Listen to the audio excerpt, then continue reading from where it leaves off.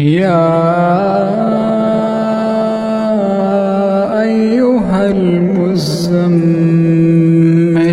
قم الليل إلا قليلا نصفه أو انقص منه قليلا أو زد عليه ورتل القرآن ترتيلا إنا سنلقي عليك قولا ثقيلا إن ناشئة الليل هي أشد وطئا وأقوم قيلا إن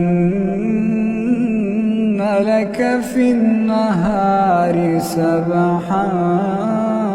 طويلا واذكر اسم ربك وتبتل إليه تبتيلا رب المشرق والمغرب لا إله إلا هو لا إله إلا هو فاتخذه وكيلا واصبر على ما يقولون واهجرهم هجرا جميلا وذرني والمكذبين أولي النعمة ومهلهم قليلا وذرني والمكذبين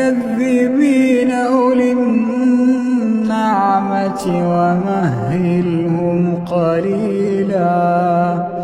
إن لدينا أنكالا وجحيما وطعاما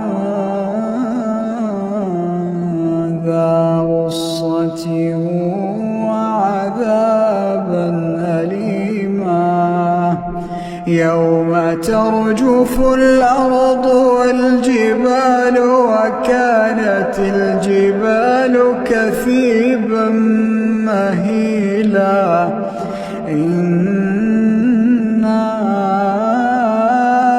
أرسلنا إليكم رسولا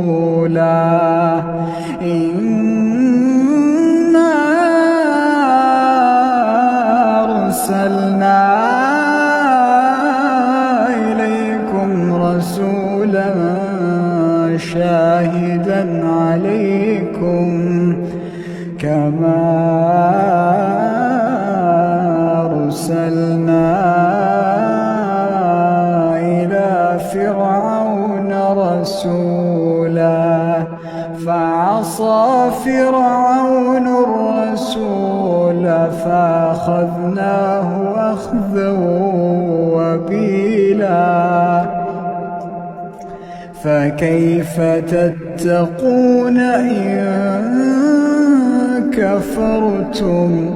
يوما يجعل الولدان شيبا السماء منفطر به كان وعده مفعولا إن هذه تذكرة فمن شاء اتخذ إلى ربه سبيلا إن ربك يعلم أنك تقوم أدنى من ثلثي الليل ونصفه وثلثه وطائفة من الذين معك وطائفة من الذين معك الله يقدر الليل والنهار علم أن لا تحصوه فتاب عليكم فاقرؤوا ما تيسر من القرآن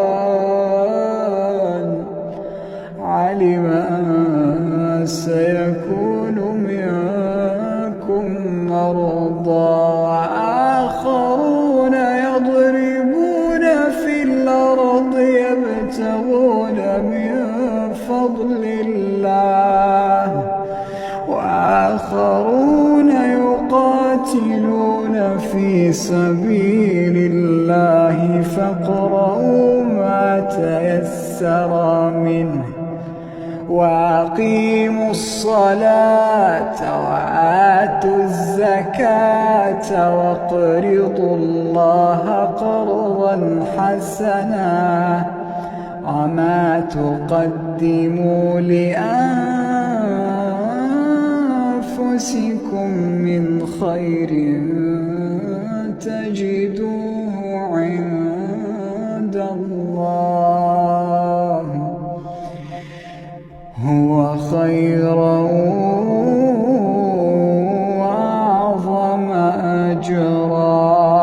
واستغفروا الله